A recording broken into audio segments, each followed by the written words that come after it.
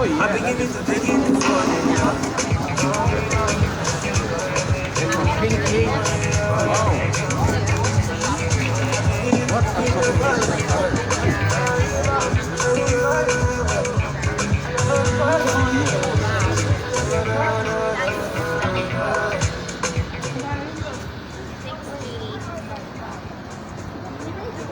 Yes. Good evening, each and everyone. Good evening. My name is Sonny Joseph Richardson, and welcome to the 31st edition of WeCulture.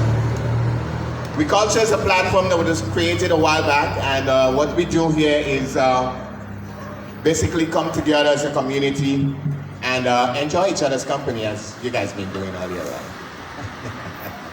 Yeah, so we come together, tell stories, have good conversation, documentaries and so forth, and sometimes we have young and upcoming artists because we can't afford to pay the established ones, so you know, we give the young and upcoming one a chance to hone their skills and so forth. So thanks for you guys who are here, and we are out there live on Facebook, and the ones who are here, you can go to WeCulture page and also share it so that more people can get to see it and hear what is taking place. This evening we're going to have a very, very interesting conversation.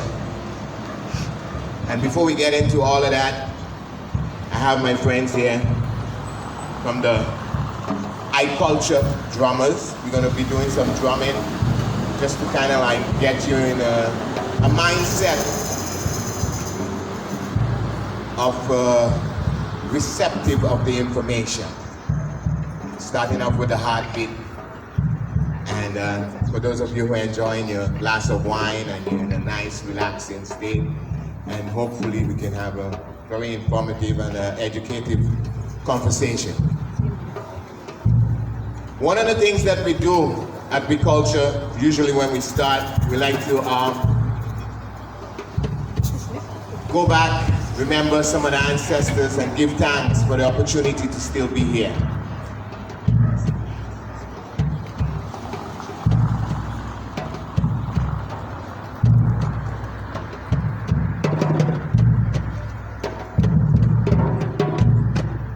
Drum set the mood.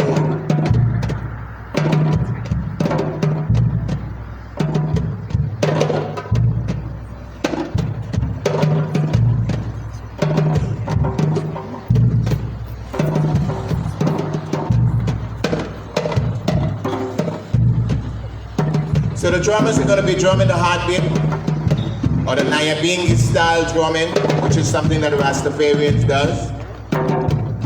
And after that, we're going to change the rhythms a little bit, and hope you guys enjoy. And then from there, we're going to dive into the information which is going to be brought to you this evening.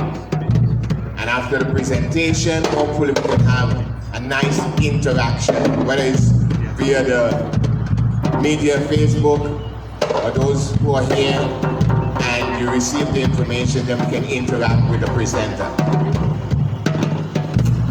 With that, sit back, enjoy the drumming for a little while, and then we're going to introduce our speaker for the evening. Thank you.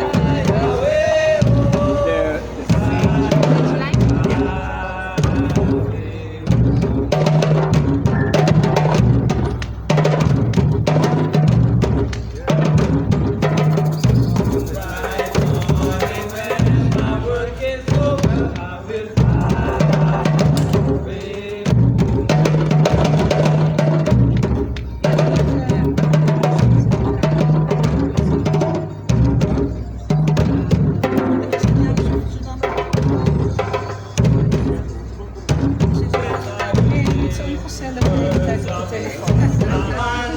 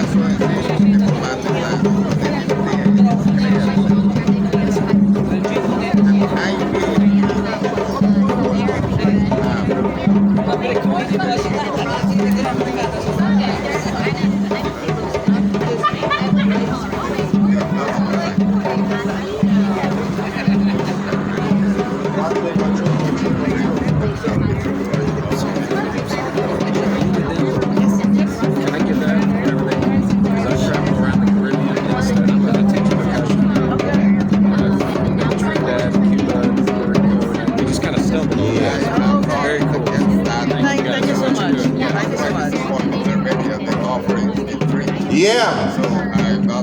The eye culture drummers. Give them a hand, please. Thank you, thank you, thank you, thank you, thank you. All right.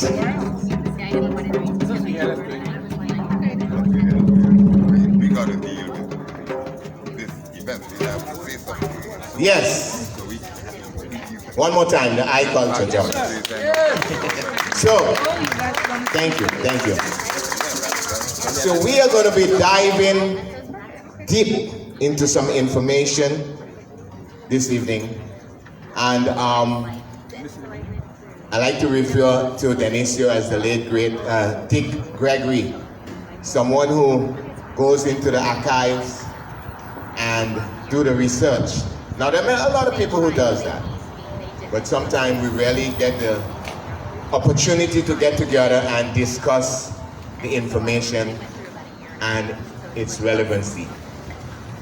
Tonight we're going to dive into some very important information as to what Mr. Denisio have found and how hopefully it can create a different mindset as how we approach and how we go forward from here as Caribbean islands in the Dutch Kingdom. I think there are 6. And the information is relevant to each and every one of these islands. So without further ado, from the pro-Swaliga group from St. Martin, the man himself, Mr. Denisio Bryson.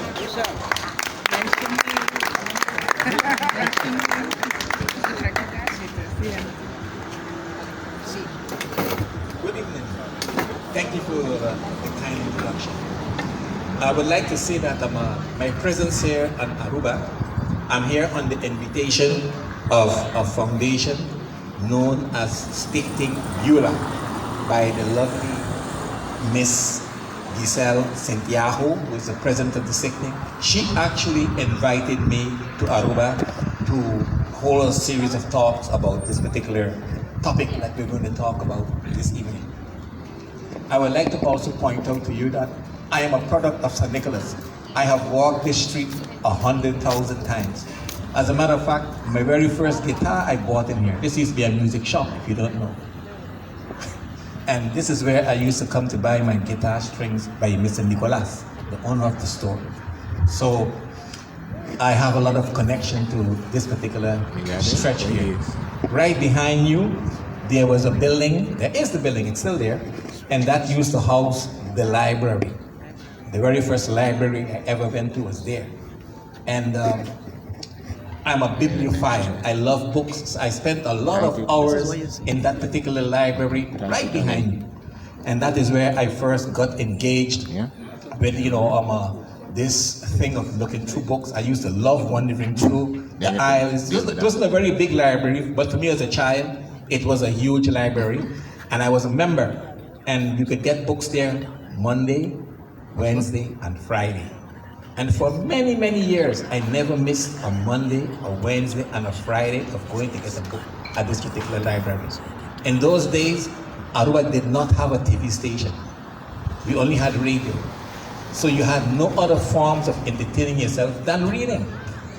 There was not a single TV station while I was growing up here in those days. So that is where I used to go to get my reading.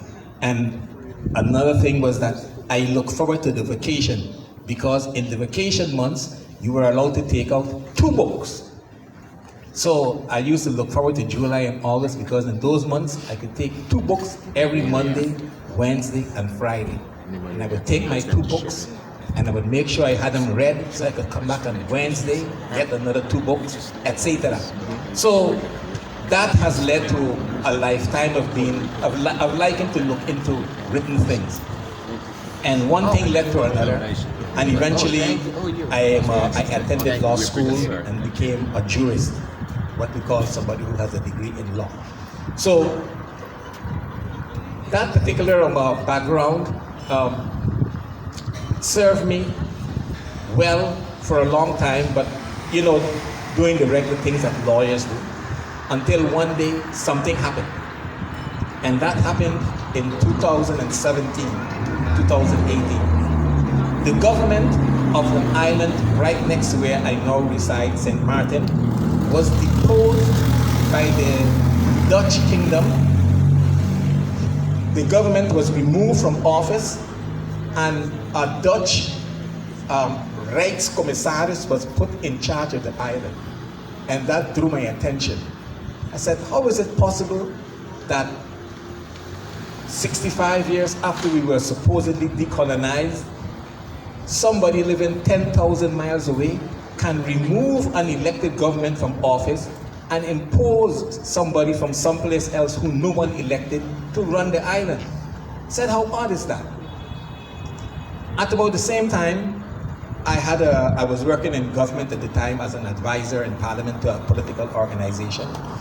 And there was a gentleman who was proposed to become a minister of something. I think it was tourism. And he had to undergo something they call a screening. I had never heard of it before. And a report came back, and they told him he had failed the screening. And that also drew my attention, because I knew that the whole screening law was not an initiative that had come from us, but was actually an initiative that had come down from Holland. So I said, how is it possible that our lives are being so tremendously influenced by people who live 10,000 miles away? And again, another thing happened right here in Aruba in 2014. The Aruban government, the Aruban parliament actually, passed a budget law. And the governor was given instructions from The Hague in the Netherlands not to ratify that law. And here was another example that drew my attention, that somebody in Holland, one man in Holland, had more power than the entire Aruba electorate and parliament put together. He can put aside a decision of the elected body of Aruba. The highest legislative body, the parliament, can be set aside by one individual in the Netherlands. And that again drew my attention. How are these things possible? So it led me into diving into something I had never done before, which is the Kingdom Charter. That is the document that regulates how these islands and the Netherlands fit together in a kingdom structure. And while doing that, after a while, I ended up at the United Nations, and at the United Nations, there's a document called the United Nations Charter. And in that charter, there's a strange article. It's called the United Nations Supremacy Clause. It's located in an article called Article 103. I won't bore you too much with those kind of legalisms, but basically, what this particular article states is that the United Nations rules supersede rules in any other laws and treaties that the nation members might have. And that one led me to a startling conclusion, because the islands of the Netherlands Antilles actually are taken up and treated in the United Nations Charter. We were colonies, and the United Nations took it upon themselves to urge the decolonization of all colonies. And since we were a colony, we fell under the United Nations Charter. And this particular article said that obligations under the Charter supersede anything that the members might have among themselves in the form of treaties. And the Kingdom Charter is a treaty. So that means that the obligations in the United Nations Charter are of a higher order, supersede the Charter. And one of the things that the United Nations Charter stipulates is that the right of full measure of self-government of these islands is the objective of the United Nations Charter. And that right to a full measure of self-government, it means that you're fully autonomous, you run your own affairs. That right supersedes anything in the Kingdom Charter. When I saw that, my eyes flew open. I had not known that. Another thing that drew my attention was a little later, when I went into the matter a little deeper, I realized that the United Nations had actually rejected the Kingdom Charter, and they had never declared that the Netherlands Antilles had been decolonized. That was another shocker. So during the course of these events, we took the Dutch state to court on several occasions, about 5 times in the last 7 to 8 months. And one of our last cases against the Dutch state was to ask them, can you please give us the UN resolution whereby the UN declared that we were decolonized? And the Dutch state finally admitted after 65 years, there does not exist such a resolution. Well, that was a shocker. So we are not decolonized. What does that mean for the islands right now in their present status? In our present status right now, it means de facto that we are so-called non-self-governing territories, because we have never been decolonized.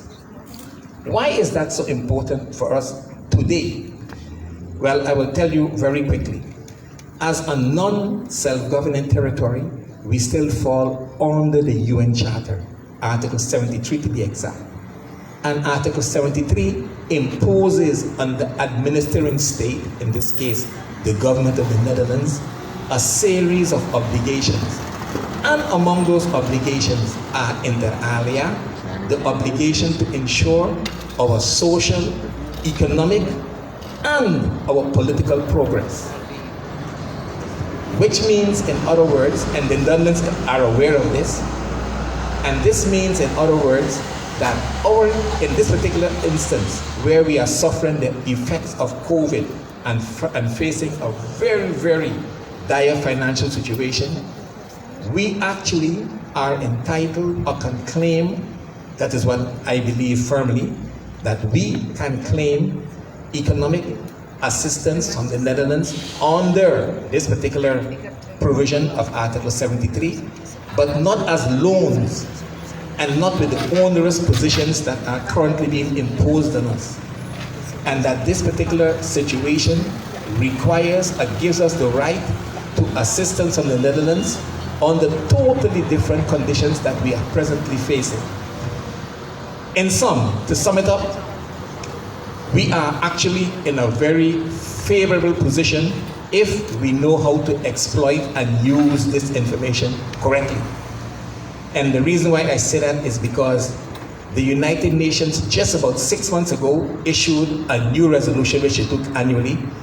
On December the 10th, they issued a resolution, and in that resolution, they urged all United Nations organizations, all United Nations bodies to render all assistance to non-self-governing territories as rapidly as possible, meaning that we have the right to all of this assistance. What type of assistance? My good friend Cornelius Wilson pointed out to me that among that assistance could also be included financial assistance to face the pandemic. And I know that in the UN literature, they have addressed that issue of the pandemic. So it gives us another issue to help us face our financial challenges, because the UN might be another avenue. But the most important avenue is this other type of aid that the UN offers us. And what kind of aid is it? It is called technical assistance. Technical assistance means negotiators, mediators, financial expertise of the UN. So we, in our negotiations with the Dutch Kingdom, can call on the expertise of these mediators. If we have a dispute, we can take it to these mediators. We do not have to go to a Dutch court in Aruba or in Holland. If we are discussing our financial situation, we can have these experts assist us in our negotiations with the Netherlands. We would not be alone negotiating with them. So this particular information that we have can be of great assistance and of use to us in our present situation. But as my good friend Cornelius always tells me, we have to be creative about the way we go about it. On Aruba, our sister Stichting that invited me here, Stichting Beulah, has taken up the challenge of relaying, informing, and putting forward this information, because of course it's new information, it's very abstract. I hope that I did not confuse anyone here this evening with it, but Stichting Beulah is led by an educator. Miss Mireille St. Yahoo is my professional teacher. And I am sure that she will be able to take up the challenge of putting forward this information to the community of Aruba and to our leaders, of course. And as an educator, I'm sure she could find creative ways to tell you in a much simpler way what I have relayed to you this evening in a brief nutshell.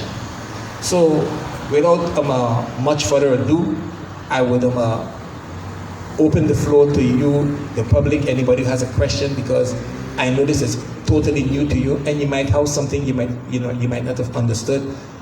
I am here, and I'm willing to answer any question you might have at this particular point. All right. A round of applause for Mr. Minister Bryson. Now, Swaliga, how long have you all been existing? On July the 21st, 22nd, we'll be existing exactly a year. And how many members? How do you go about doing it? Well, a foundation does not have members. A foundation has a board, and we have a board. And you might not believe it, the board, it consists of exactly 2 persons, myself and the secretary. And that is what makes a foundation so flexible, and that our decision making is very, like I told you, we had 5 court cases and within the last 7 years. Let's get into that. And because we are not a huge organization, we can make quick decisions, we can react rapidly, and we don't have a cumbersome bureaucracy to deal with. Yeah. So as an NGO and we are an NGO, a non-state actor. As you said, avoiding all the obstacles or the red tape or what have you with government, you're able to maneuver and make decisions very quickly and move on. And you had 5 cases this year. Yes. Can you give a little bit of information on those cases? A little bit? Yes, the very first case we started last year, July, was when Coho was presented. In those days, it was called Che. Yeah. And our first challenge was to challenge the legality of Che. And the reason why we did that was because our legal argument was that Che is based on the Kingdom Charter, and we were of the opinion, and still are, that the Kingdom Charter is basically invalid and cannot be used as the legal basis for any type of legislation. So, if I understand you correctly, we had a clean state as Caribbean islands within the Dutch Kingdom. That is your proposal? We are, At a clean slate in terms of negotiation and everything starts up as new? yes, because, like I told you before, we are non-self-governing territories. The basis of negotiation with the Kingdom of the Netherlands can no longer be the Kingdom Charter, but Article 73 of the United Nations Charter. Okay. So we put the Kingdom Charter aside and negotiate from a different point of departure. You said it's been a short time, relevantly short time, but how has this information been received? Well, it has been well received by the public. It has the government somewhat flummoxed because this is totally new information to them. Remember, for 65 years, we were all told that you are decolonized and that you no longer fall under the United Nations Charter. So this information is a countercurrent to what we have been told for 65 years. Totally. So it does create some cognitive dissonance. With that being said, wow. Before we even get into it, the hands are going up. So I wanted to at least give Ms. Mireya Santiago the opportunity to at least, give her opinions and explain from her.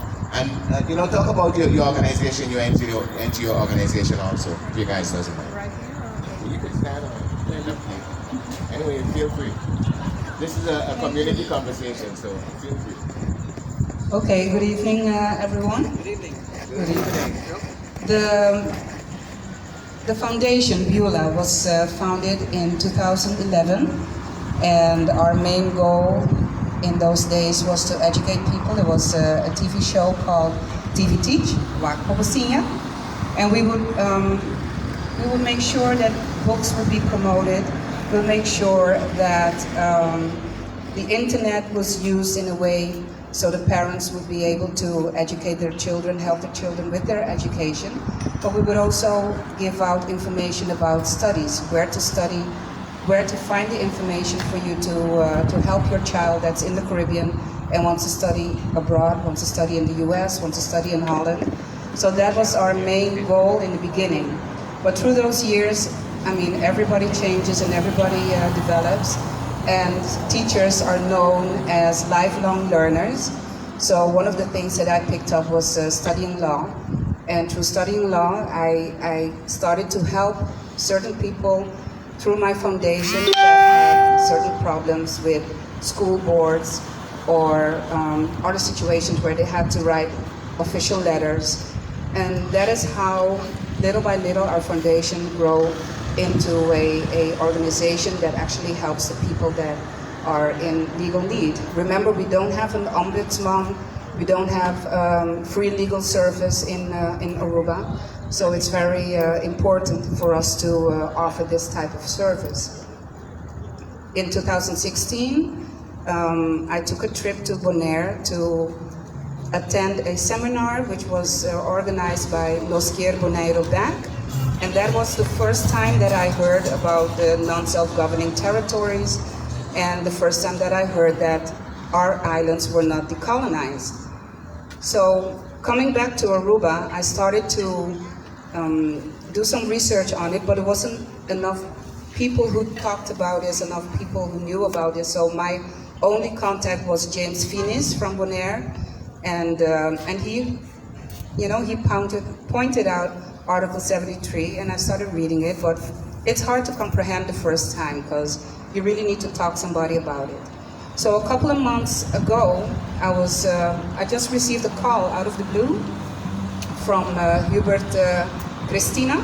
He's from the foundation in Curacao, and somebody had recommended him to contact me in order for us to start working on this project. And the minute that he started to tell me about all the ramifications that they could have, positive ramifications for our islands, my skin just started to, like I got goosebumps. I'm like, wow, this is what we need, especially now that we've been through this entire ordeal of COVID with the economic crisis. This is something that the people need to know. And through Hubert Cristina, I came into contact with Denisio Bryson. And as a coincidence, I was planning to take a trip to Holland to see my first grandchild that was born on the 31st of January this year. So I'm a new grandma, and I'm very happy about that. Hi, Sophia.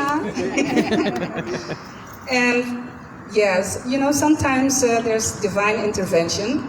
My trip was canceled because of a positive COVID test, and so I was still on the island, and I got to meet and speak with Denisio Bryson. And I found a new purpose, an extra purpose for our foundation. It was so profound the way that he explained everything to me, and how it could benefit our people, our community, and that it was something that was very much something that you should work together as 3 autonomous countries within the kingdom, because the autonomy that we have now does not have any effect out of the kingdom. And once you know that being autonomous, an autonomous country, and we have the COVID situation where we couldn't even go on the international financial market for us to get some loans. We had to do that together with the Netherlands. That is when something started to fall into place, like this is really something that we need to work on right now. So that is where everything started, and we quickly started talking on a daily basis, messaging, calling on the phone, and I started asking Denisio to come to Aruba and tell the people about it, because he is the expert and I'm still learning, but I'm a teacher and I can explain a lot of things. That is my Virtue. Exactly, that's my virtue. So first what happened first was that he took a trip to Curacao, and the elections in Curacao just passed earlier, and the elections were won because the people decided they did not want to accept Coho, and that was a very strong way of the people to say that we don't take this just lying down. If there's another option, if there's another opportunity for us to climb out of the abyss of the financial ramifications of COVID, then we want to know about that. And that is what happened in Curacao, and in Curacao it was on the media, it was everywhere, and everybody is talking about it. And when I called Tele Aruba, they never called me back. So I called again, they didn't call me back again, and I called again. And then I realized the people here that are in positions of power do not want us to know about this. And especially since we were in this stretch of elections, they did not want us to talk about it. And so even though elections were, in the last week, Denisio Bryson found the time and the good spirit as well for him to come here and start talking about it. Because this is not something that is just for elections. This is something that's going to be helping generations to come. And the only way you can help to get people to think independently, to accept new opportunities that are offered from other people that are not in government, that are not in power, is through organizations like you, like events like this, the radio, all these kind of efforts will help us get the message through. Last week, when on the day that Denisio arrived, we drove straight here to San Nicolas Horticulture Cafe, and we recorded 3 programs of TV Teach, Wakwa Bolsinha, and we already brought out 2 of them, and the 3rd one is going to come out on Monday. But this is how we're going to make sure that people get to know about this, and as soon as it becomes common knowledge, I am sure that our government, our members of parliament, they will not be able to go around this, because this is something very helpful for all the islands. And if we have Prosvalida in St. Martin, and we have Curaçao Libre, that's a foundation from Hubert Christina in Curaçao, and we have Stichting Beulah here in Aruba, we will stand stronger, because all 3 autonomous islands in the kingdom will then work together and form a pact. And you know, if you unite, you can actually make things happen. And it may have started with one person in St. Martin, Dionisio Bryson, and one person in Bonaire, James Fiennes, and one person in Curaçao, and now with our foundation. But I think if we all keep talking about this and pointing it out to people that there is another option, there is another way, then we will actually succeed. So that is why I'm also here tonight, even though I didn't know that this program was on, but I was invited by Dionisio and by Cornelius Wilson, and I'm very happy that you're giving us the platform and that it's live on Facebook, because that's another way how the people can get to know about this. Thank you very much. Thank you. Thank you, Mireya and Stichting Beulah, and also Dionisio. We definitely have to say thanks. This is historical and information that the community would have to dissect, and hopefully we'll keep the pressure on. We can keep the pressure on and make sure the ones who have to hear what is taking place and how we can move forward. I see we have a gentleman walking up. You have a question? Yeah. I'm going to hold my mic. Thank you. Louis Peterson. I'm also a teacher, retired, but in the same profession. My question, Dionisio, hearing this ramification of this, what you just pointed out, what does this mean for previous loans that Aruba had in the past under false pretext that they are lending us the money, whether it's budgetary help or financial help, whatever it is? What ramification does that have in the context that you just presented? As a jurist, my belief is that all of those loans do not have a legal basis, and that the islands have a right to claim that money back, because it was paid without there being a legal basis for it. A country on the non-self-governing territorial list cannot be loaned money by the administrative state. Yeah. Thank you. All right. I hope that answers your question. We have... Yes, Medlon, Arundel. I heard a presentation on the radio by Dionisio and Cornelius, and there was a passage in it where you all said that we'll have to try to get rid of the statute, go back till 1955. I hope you don't really mean that, because if you go back to 1955, then we're going back to, I call that the state of Curaçao. Where we are, Continuity. yes. So according to me, that's very dangerous, no? To try to just to go about and say that we'll have to cancel this statute and go back to 1955, which means you're going to put us back, you know, on the Curaçao as on the vorige, you know. That's number one. Number two. I always believe that this place was never decolonized. It was autonomous. Since the time, let's say in 55, when this thing was set up, it's autonomous. And then we got certain rights. And then at a certain moment, Aruba will start Sapati.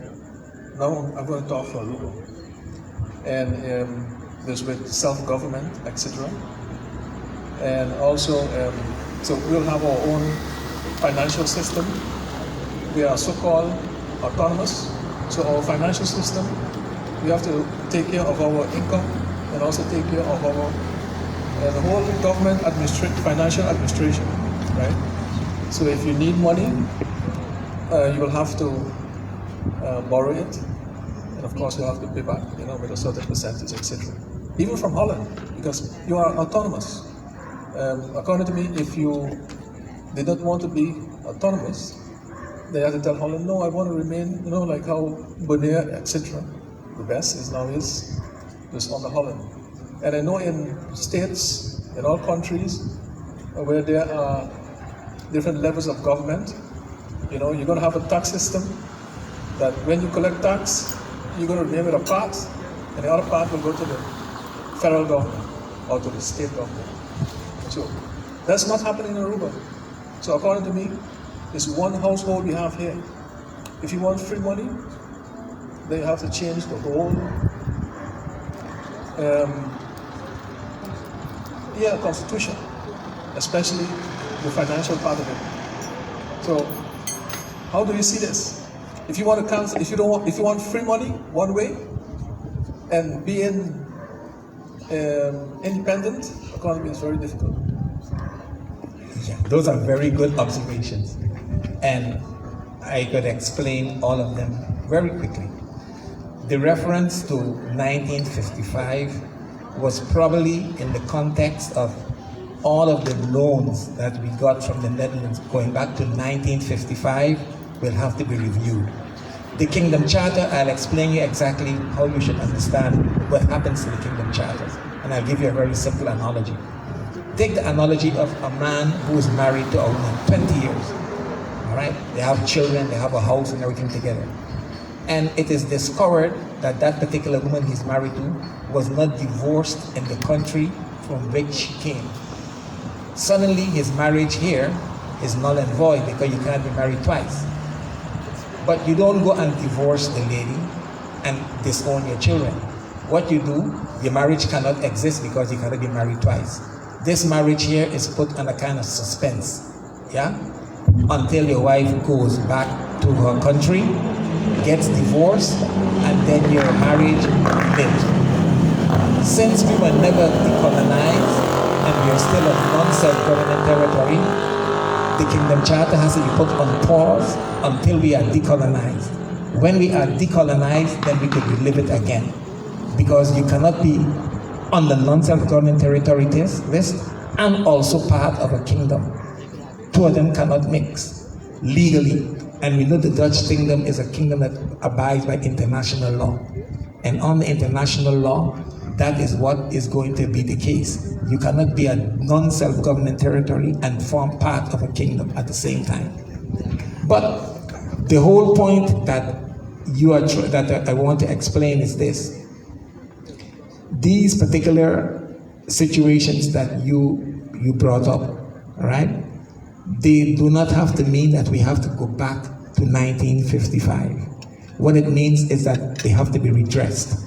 And the last thing I want to tell you is why we were not decolonized. There are 4 things that the United Nations held against the Kingdom Charter that caused the United Nations never to issue the declaration that we are decolonized, because that is what happened. The United Nations never declared us decolonized.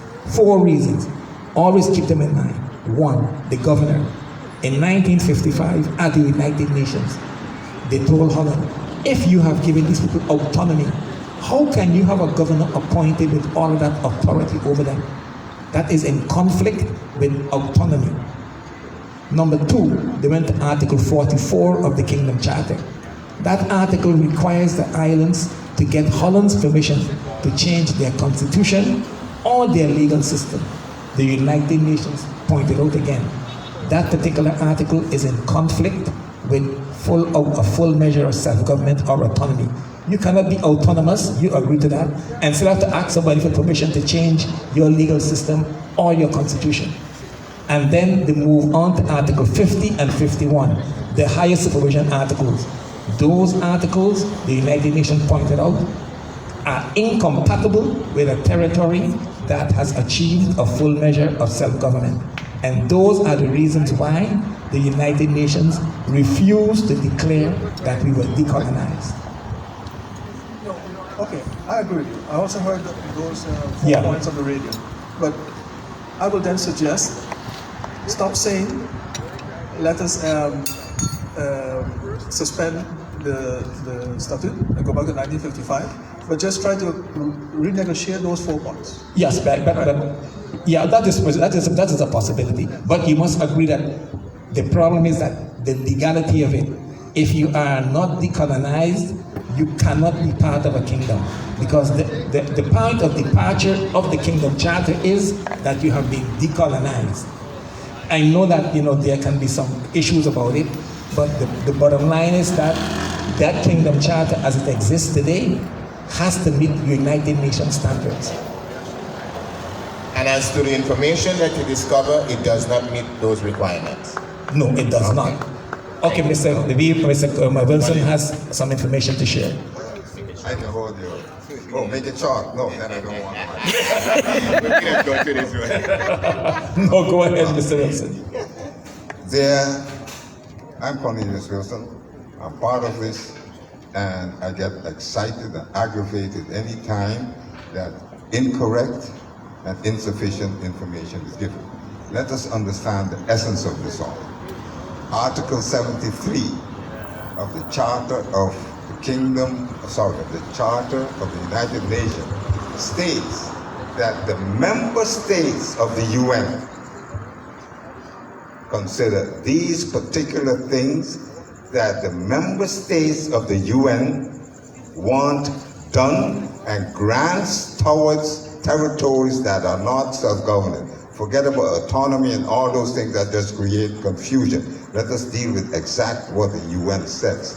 It is not Holland, it is not the Netherlands, it is all 192 members of the United Nations that now took this obligation upon them that to see that we become self-governing. This self-governing is part of the right of self-determination.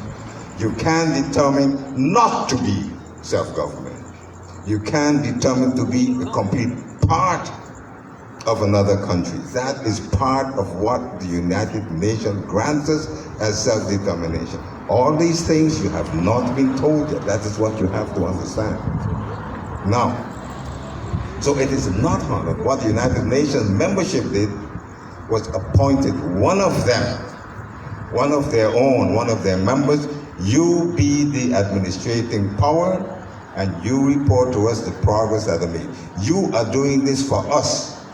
Us, the members, are stating that you, in the case of the Netherlands, fix up all these things for these territories. So who's responsible? We, the membership, and you are in charge by us. My belief is that the United Nations failed us. Failed to supervise the Netherlands properly, to see that the Netherlands carried out their charge properly. So if we have a beef, we have a beef with all the members of the United Nations. They failed us. We go to them and see that they remedy things. It is they who decided not to pass a resolution that we are decolonized, because they find that we have not attained that degree of self-governance. Now, whether or not within that self-governance we wish to become member or agree to any sort of federation, agreement, kingdom, commonwealth, call it whatever you may, club, stichting, doesn't matter. So that is why I get excited when these things are brought forward, which have no relevance with the essence of our relationship. We are barking up the wrong tree. Because, and again, when we look at all these round the table, round table conference that we had, so-called determining our future, all the while, those who negotiate with Holland have as their advisors Dutch Technische We accepted that knowing that. Now, if I have a beef with you, am I going to accept that you determine that you're going to send your lawyers to be my advisors? It shows that we were being betrayed by those who are so-called representative, representing us. All our governments, they knew about this. And they were the fifth column of the Dutch acting on their behalf while betraying us. These are the things we have to understand. Now, Delicio left out an important amendment that the General Assembly of the United Nations made when they swatted down the Dutch with their kingdom charter. They said not only does the charter not lead to self-government, but also in the future that, and this is the Uruguay Amendment, that at any time the peoples of these territories wish to be assisted, they can go directly to the UN. They do not have to pass through anybody else. And the phrasing is quite deliberate. It says the peoples. It doesn't say the governments. It doesn't say anybody else. So each of us, you, me, all of us, I can point at all of you and go like that. Each of us have that right. We don't have to wait for a government. We don't have to wait for me. You don't have to wait for her. We can separately or jointly do that. Now that we should understand a powerful thing. And I hope I could wind this down yet. I am quite disgusted, I can say that the first thing, think about, oh, we are not self-governing, we think about money right away. Oh, then we can, all these so-called loans together, we don't have to pay them back and so on. I am ashamed that the first thing we think of that is not our sense of dignity, but first we think about pocketbook. I really, and let's say that again, I feel so ashamed that that is basically the first reaction that comes about. So, no, I can show that. Thank you. All right, so as you said, that was Mr. Cornelius. Denisio, Mr. Cornelius alluded to it, and you mentioned it in terms of we as a people, united or divided, has, as Cornelius said, you can point out, each one has the opportunity to therefore approach the United Nations, and you make mention of some form of assistance. As Cornelius also said that during previous negotiations and so forth, we had, how you might say in layman's term, the rat guarding the cheese for us. And in terms of, they was negotiating probably not in our benefit, but in this case we can go direct to the United Nations and seek the necessary assistance in terms of negotiation, future negotiations. Is that correct? That is utterly correct. One of the problems we always had when we approached the United Nations was the fact that we were removed from the list of non-self-governing territories. And whenever anybody from the islands, including Mr. Finis from Nosquer Bonaire Beck, approached the UN, they would hear him, but then they would say, but you're not on the list of non-self-governing territories. You have been removed. You are decolonized. And that was always one of our big problems, until we finally discovered that we were removed from that list by an error. So all negotiations was under, you might say, false premise, or in the belief that we were something, whereas we were not. Yes, because we do not appear on that list. So the United Nations always told us, you know what, we hear what you're saying, but you have been decolonized. You are no longer on the list of non-self-governing territories.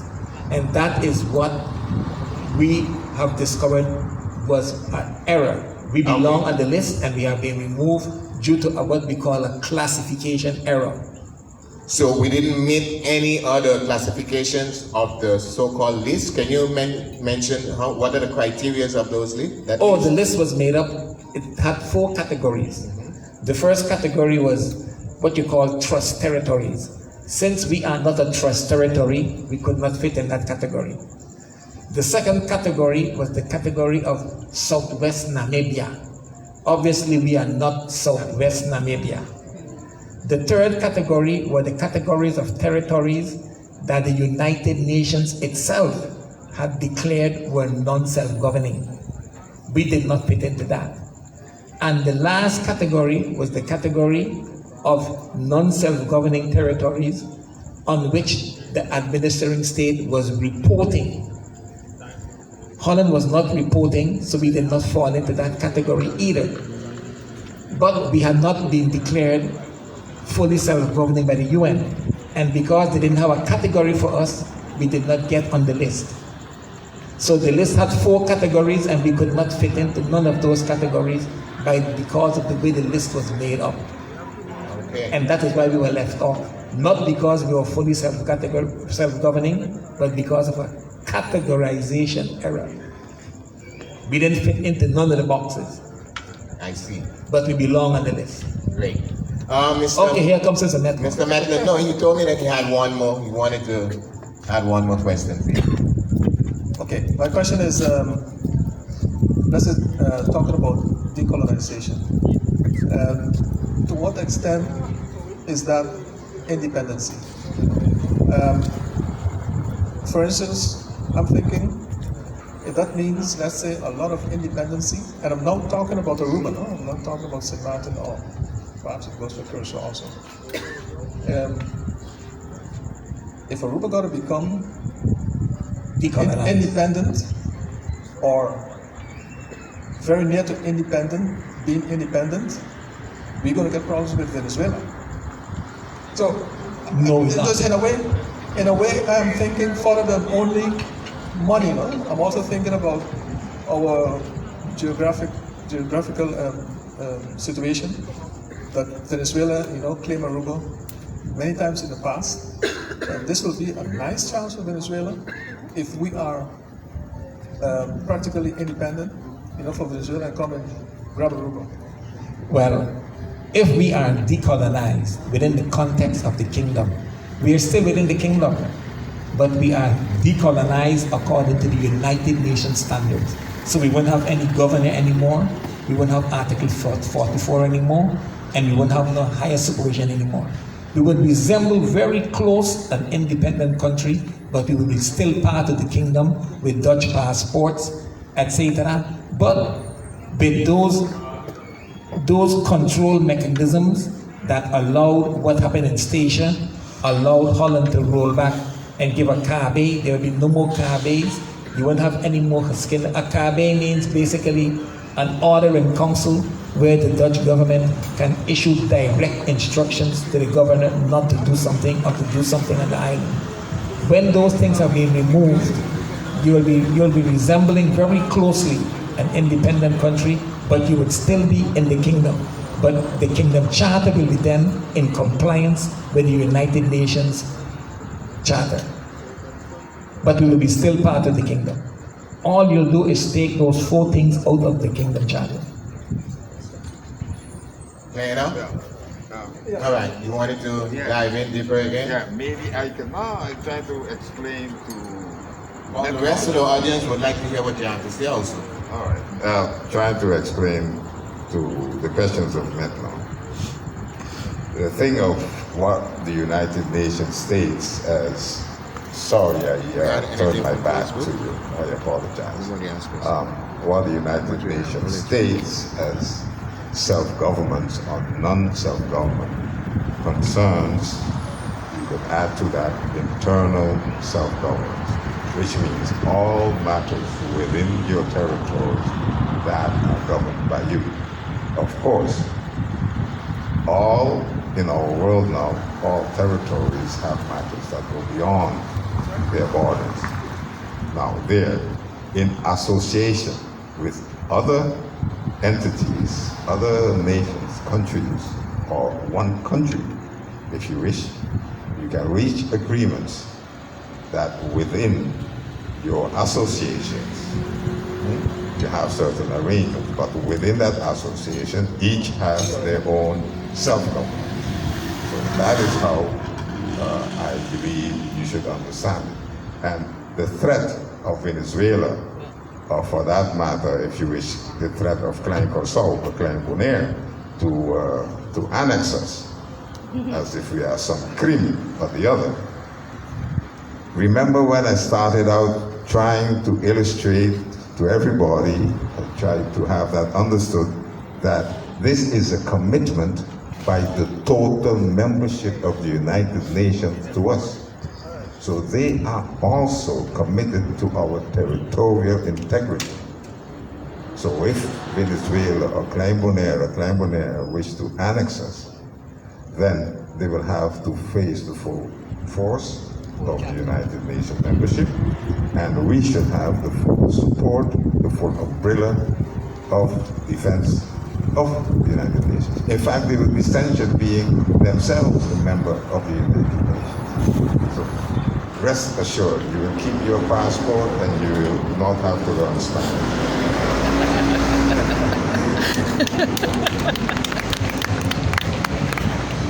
I would like to respond to something that Cornelius said. We all know that in order for us to move ahead as a people, we need to work on our education, we need to work on our economy, we need to work on the social problems that we know are becoming more and more every time. And even our elections, the way they were held, or how our politicians, how good they are or not, those are 4 of the categories that Article 73 actually addresses and says that the colonizer, I don't mean it in a bad way, but the colonizer is responsible to make sure that we make progress in those areas. So the minute that we say, and that's why I said, outside of the mic, that it's your assumption that if we talk about getting the money, it's not getting the money so we can stick it in our pocket and go fly to whatever country. It's what is necessary for us to make the progress as a people, to educate our people, to make sure that our country will be firm, standing on its feet, and for every development, every progress, everything you want to accomplish in whatever situation, the thing you need the most are the funds. And so when Dionisio is referring to, we can go back to 1955 in order for us to get the loans back that were based on an illegality, that is what we mean. So when I talk about money, I think about education. When I talk about money, I think about the fact that we have a lot of people who would like to start an online business, but they cannot do that from Aruba because the laws at the banks make sure that we cannot even receive the funds from abroad. There are a lot of structures that need to be changed in order for us to be able to stand on our own feet and not depend on a government. And that is why I truly believe that if we look into the points that Dionisio Bryson brought forward, if that means that we might have to renegotiate certain things and we would have to address things to get money back, whether it be from Holland or the United Nations, that money is not a dirty word. Money is what is necessary in order for us to fund all the progress that we want to see within our community. Exactly. And that is why I wanted to get back to about this. Wow, I can't let this go. Because, again, I say the first thing we think about is money. Do we think about self-governance? Do we think about our own judiciary? Do we think about our own dignity? No, we think about money first. Now you can say, oh, money serves to do all that, but when you think of all that first, then you think, oh, to get all that, I need funding, and not the other way around. That is simply what I said, and I stand by my feelings and my words. So, a very different approach. Now, we have a very big toolbox. And I think one of those gentlemen there had a question too. one more? No, okay. Yeah, so as I was saying, we have a very big toolbox with lots of tools in it. Would you agree, Cornelius? Money is one of those tools in that box? And then we can look at the rest of them and move ahead, hopefully. But Sonny, I was the one who suggested and showed that one of the things that the UN can offer is access to financing. Okay, so that does So it. it's not about that, but it's where you start, where you start believing in yourself and demanding dignity of yourself. The mindset. Yes. All right, great. Thank you. I would like to add to that, Cornelius.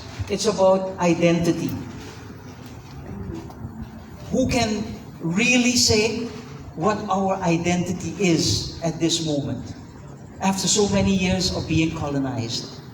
And you guys, I must congratulate you guys for this initiative, We Culture, because that's part of our identity.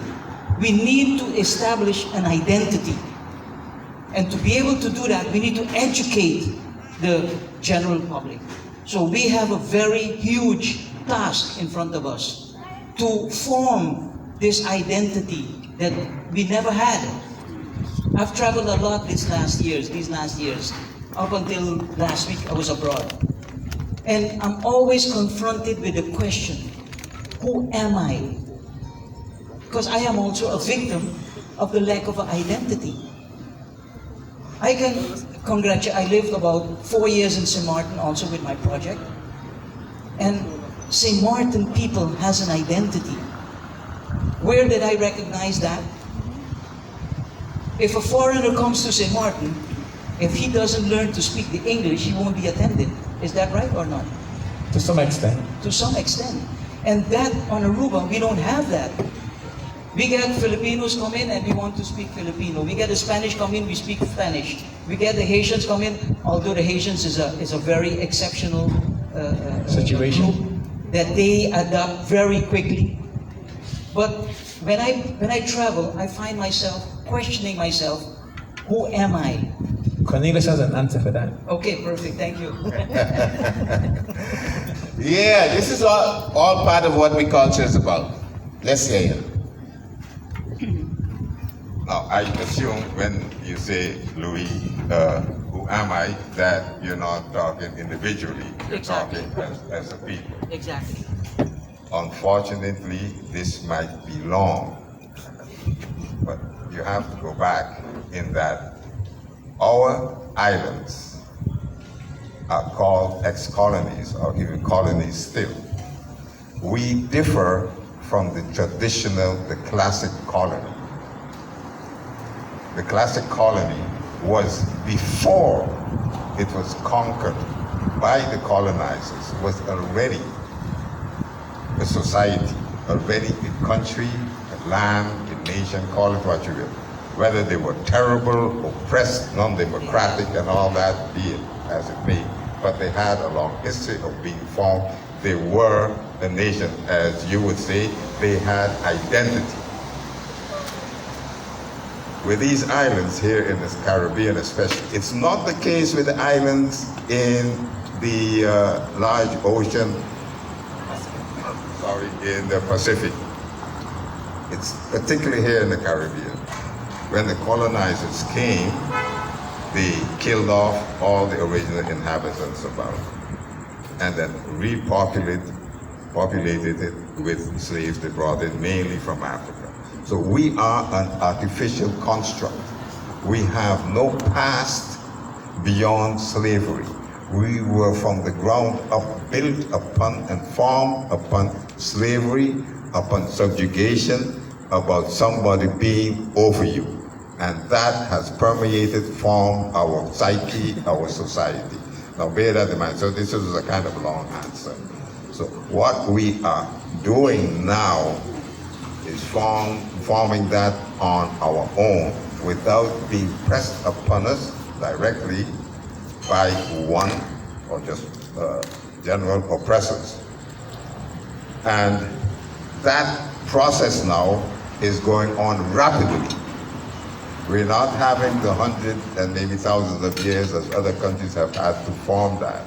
We have not gone through being decolonized in a violent manner. We have not fought wars of liberation.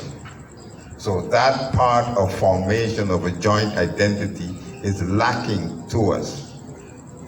So this long answer is that we are still forming our identity, which means more effort from us. Luckily, we have this responsibility that all these 192 odd members of the United Nations have taken upon themselves and said, we are going to help you advance into that. And part of that is assisting us rapidly to find our identity to the various components that make such identity. We are being educated, we have a sense of self, we have a sense of justice, a sense of fairness about ourselves. We have developed our traditions, our values, all that apart. And luckily, as I said, now we can get assistance who from people and institutions which are on our side. We are not there to oppress us, or to abuse us, or to profit from us. On the contrary, to help us along, to join this beautiful amalgamation, this beautiful collection of nations and peoples that we call our world. That is what the opportunity that we have now, which we should grab. That's my answer. Correct. Okay. Thank you. And thank you, sir, for recognizing We Culture. Let me just do a little hosting here.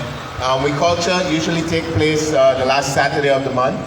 So you all are welcome to join us in the following months as we go ahead. We deal with many different topics and so forth. And we also want to thank Nick and his wife, Kadisha, for hosting us here on the last Saturday of the month for the past year plus. All right? With that being said, Mr. Atwell has Yes, I'm not a constitutional lawyer.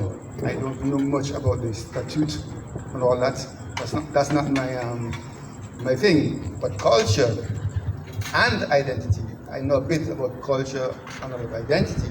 And I think Aruba has an identity. Aruba has a culture. Actually, is a combination of different cultures of the various persons that live here. Culture is not a shirt. It's not something that you put on. So that's my culture. It's always changing. And there's no country with a full-blown identity or culture. They're always moving towards it. Culture is something you're moving always to your culture or to your identity.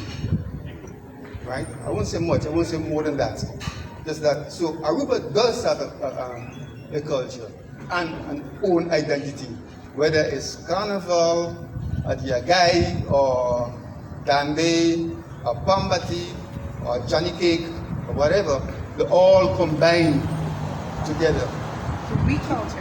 Okay, that's the culture of Aruba. Yeah. Right? Right? So there is a culture. Confuse culture with identity. all right. I thought to react. No. I can't. I don't want to hear this weak culture anymore. I want to hear strong culture. Not weak culture. no. Strong culture. So we culture sounds weak to you? Because it's my ear. yeah, it's not weak. That's why I had to get that.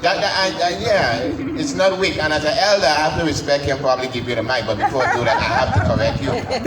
It's we culture, our culture, as a collective. And as he mentioned, the Johnny Cake, the Pambati, the melting pot, the whatever, the pilau, how you want to put it, is all Part of we culture. yeah, make up. You know when you, I know you just cook. So imagine, you bring all of that good spices, some from Vietnam, and you make a nice dish, right? So, we culture, I hope I made a collective, I hope a collective. point In that paying particular emphasis to what our culture is, what recognize our culture, and it's strong. And I want to make sure when we pronounce it, when we articulate, we are very careful that we make sure there's strong culture. Okay, well, have me excused for that. But with that being said, Mr. Denisio, you've been here for, correct me if I'm wrong, just about a week, and you have done the radio, you have done some recording for TV, and you're doing We Culture tonight. And how was that media tour for you? Or how would you a quick synopsis of that? It was very revealing to me in the sense that I was surprised at how many people were curious. I wouldn't say interested, but were very curious at the message. Yourself, yeah? So there appears to be some interest in the community in this particular topic. Thank you. Anyone else here has a question or comment towards what we have been discussing so far? Don't be shy. We're all family here. That's our identity. All right, let me hear. I assume you have a question. No? It's it's good to have kind of people that can share our information. So we know from now well, that's how we start to prepare ourselves of the next generation with living with all the Dutch rules and the United Nations rules. So we have let's say a station that we can start. Okay, we have a clear base on which we can build from here onwards. Dennis, anything maybe you want to add towards the conversation as maybe we didn't ask and maybe something come to mind that, how do we move forward from here? That's the next step. What do we do with this information and where do we go from here? And that is where my colleague from Stichting Beulah will take up the relay on Aruba. Because there are other steps, very important steps that have to be taken. But that will be articulated in the next phase.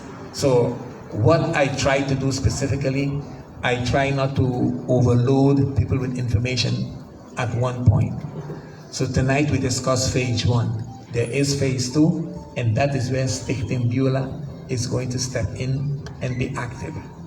Okay, so if I understand you, Stichting Beulah would have, well, that is also part of our culture. It is what it is. So Stichting Beulah would have some very important work in terms of how we go forward and keeping us informed. And also, you make mention you did of one in Curacao and also in Brunei. What about the other? There's a couple of other small islands, center stations and so forth. Those are the so-called best islands. There is a foundation on Statia called Brighter Path that is also active in this field. And on Saba, that's the only island that we have not had any contact with. But on the other islands, on all the islands as far as I know, Bonaire, Saba, now we have Aruba, Curacao, and St. Martin. There are foundations that are active in this decolonization movement. And as I explained to you, the decolonization objective is to escape, because I explained to you first of all that the motivation was not money in the first place. It was to understand why we are in this authoritarian relationship. Okay. And so, if I understand correctly, right now we are building a form of unity within all these organizations and coming together and then to go to the next step. Yes. And Cornelius alluded to it when he spoke about that Uruguay amendment that gives us the right to knock at the door of the United Nations should the need arise. Well, that is what the second phase is going to be all about. But that I would leave for some other occasion. But Cornelius alluded to it. Okay, with that being said, anyone? Okay, here we go. That's what it's about. Let's keep it going. I see the band is packing up. I'm not sure whether that was planned. Okay. Well, I would like to say just a little bit more, especially about the Beulah Foundation. Beulah is a name from the Hebrew, and it actually means the promised land. And it was the name of my mother, our mother, who was Beulah Phillips from St. Martin, born in St. Martin, Phillipsburg, and came to live in Aruba at the age of 10, I think. And she passed away in the year 2000. But my sister and I, we keep on the legacy of my mother. I became a teacher, so in that respect, since she was a teacher, I carry the torch. But the most beautiful part of it is that if we look at it, we are working towards making Aruba the land that we were promised. You know, the land where you can actually be free, you can get your education, you can have your own house, you can have a happy life. And so in that respect, when this opportunity, this cause, came to me, it really felt as if this was, like a purpose that really needed to be addressed. And as for the next steps, like I said before, we had recorded 3 programs already with Vinicio last week, Friday, and one of them will come out on Monday on Facebook. We're going to post it on Facebook. But there's also talk about a documentary where we will pass through all these steps for people to really get educated and informed about this, because it's not something that people can jump on and think, like run after, like, okay, then this is it, let's do it. It takes time for a people to actually, as an entire group, to actually embrace new information that is so, what's the word again? Profoundly changing the way we thought that we were, or the way we thought that our nation should be governed, or anything that we even thought of. This is so profoundly, it actually changes the way you see yourself within this nation. So nation building is one of the important things also in the identity that we need to see. And so by keeping these types of get-togethers and broadcasting it on social media, we actually create a legacy for whoever comes after us, for they to be able to continue. Because whatever it is we are starting right now, none of us know how far we will get and how far we will come, and if we need to have people to continue afterwards. So I am very appreciative for the fact that you are actually documenting this in this way for future generations. So thank you so much. Oh, you're most welcome. Okay, so it's basically how we're going to move forward. And yeah, new information and change. Change is sometimes so difficult for us to be able to move forward. But then, as you said, pointed out, having the conversation, having the dialogue, and I just usually call it not the rum shop argument, but actually dispersing information, and hopefully the people, and replication of that information being out there, we hope to come to a better place. Redmond. Well, blessing, good afternoon, good evening, everyone. My name is Redmond, and I am the artist that has the artwork featured here at the Nicholas Store.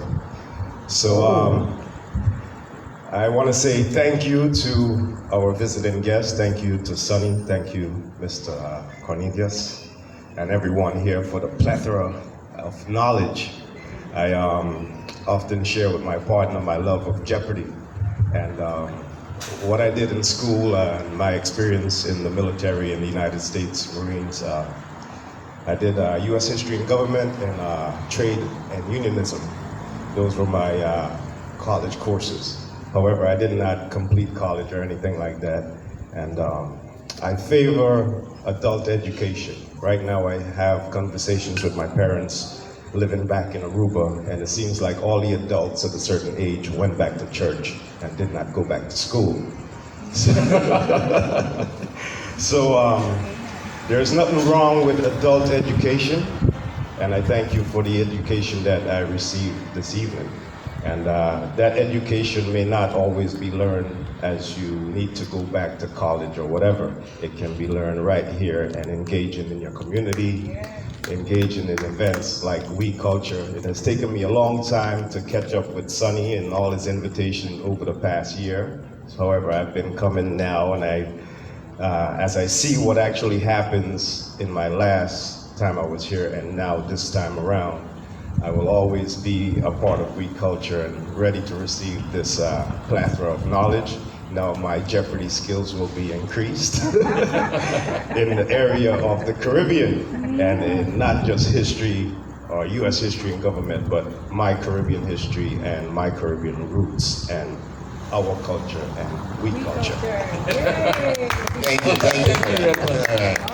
you. Yeah. So let's see. Look around. Celeste, we have anything from Facebook? No. Okay. No questions. I know. I mean, you never fail me. Let's go to it. Let's hear it. We should Make use of it, definitely. I want to talk about alliance. In our recent history, we were first the colony of Curacao under the Netherlands, the colony of Curacao and subsidiaries. Then we became the Netherlands Antilles.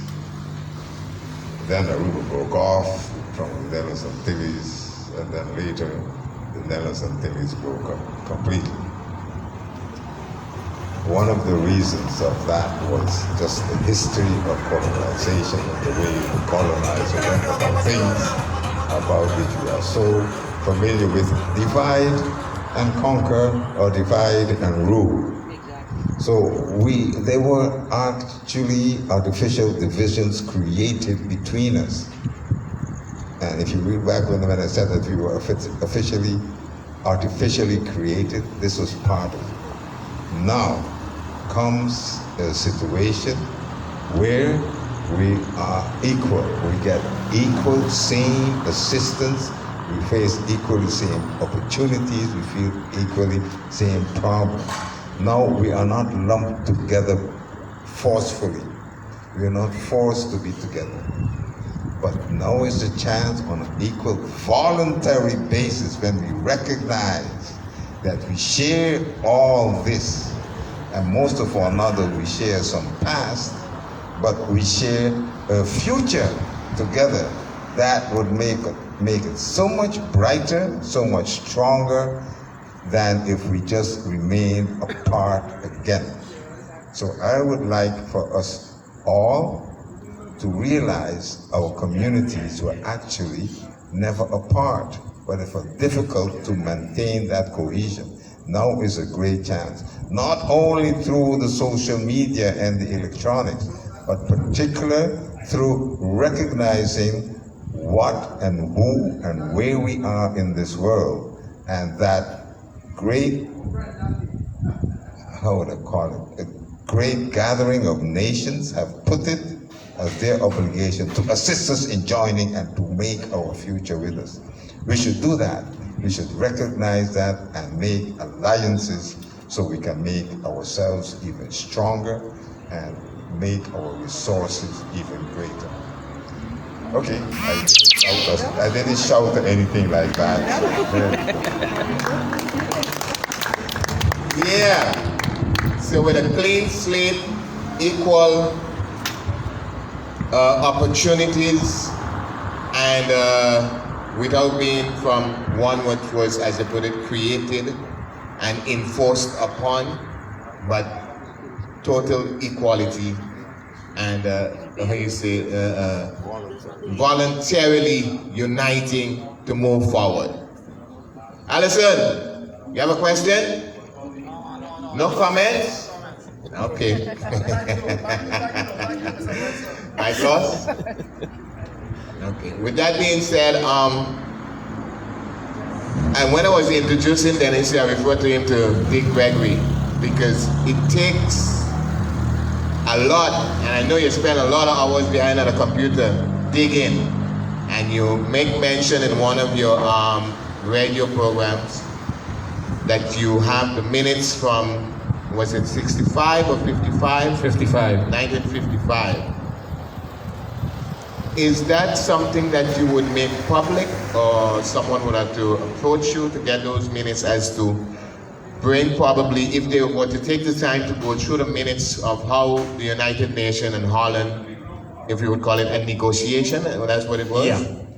And to come to maybe a better understanding as to what you're bringing to the table now. Would you be willing to share that? Of course, I have them on my computer, just one click away. Okay, great. So you all heard it. The possibility of going and dissecting that information yourself, because sometimes it's difficult when you explain and then you have maybe different interpretations.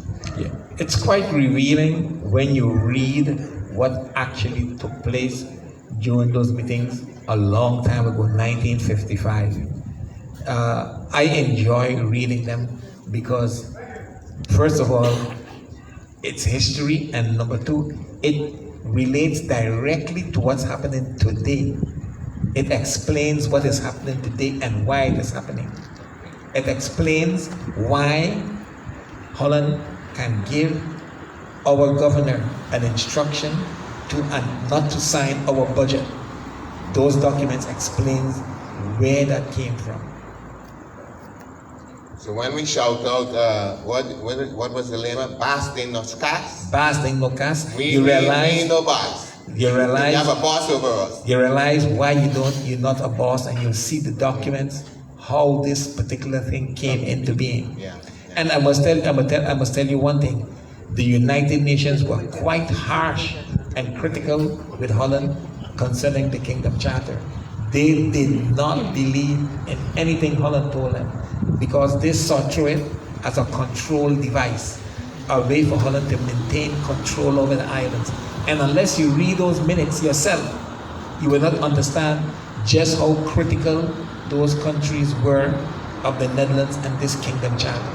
Well, they were very suspicious. Educate me here, and the audience also. Holland being on The Hague, where the World Court is, right? Yes, there are two courts, international courts located in The Hague. The International Criminal Court and the International Court of Justice. And here we have a nation, if you will, operating outside of a charter with the Caribbean counterpart. Yeah, it is quite bizarre the kind of disrespect the Netherlands shows to international law, while there are two international law courts on their territory. That's what they call tweeslachtigheid. Yes. Incredible. Whenever we go to court and we point out these things, the judges scream, "Niet ontvankelijk." They don't want to hear that. So, But this will work in our... let's say outside in the hangars, let us say, would I be correct to assume Holland had to know? They did, but let's put it this way, this was 1955. The men who were negotiating these things, they were born around the turn of the century, 1900. Okay. Their mindset was totally different. They were hardcore colonizers. They were hardcore European supremacists, white supremacists. So when you understand their context and their way of thinking, it is not surprising how they were acting. They were acting, their mindset was, these are colonized. Hold that thought. A pause for our cause. Part of our culture here on the island. Yeah.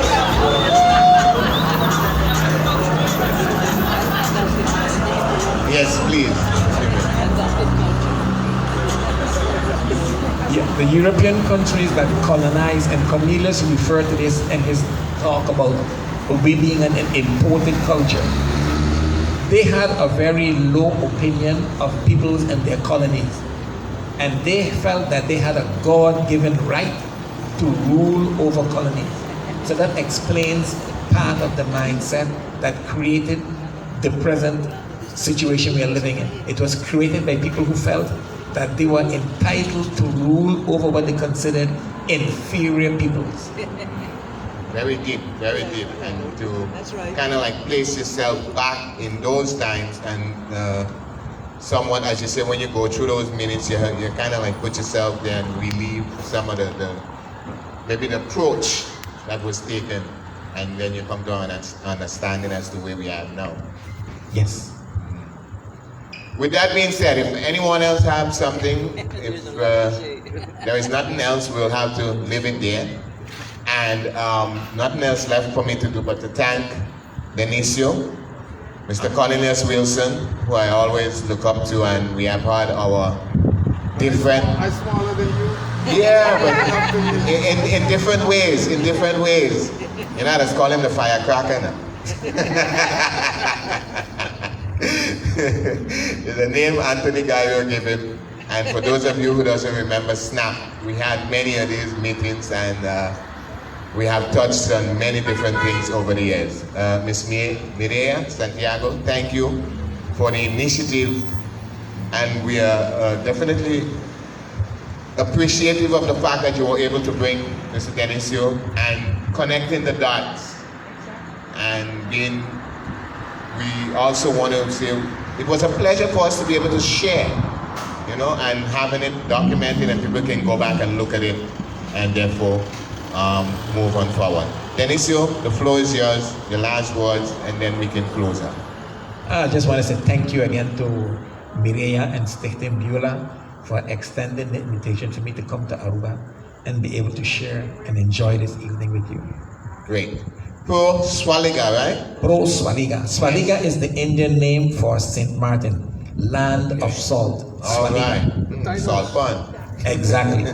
And Beulah, staked in Beulah. So you guys, and the information is there, and people can also contact you and see how we can move forward. Hopefully we can definitely keep the information going and keep the knowledge going.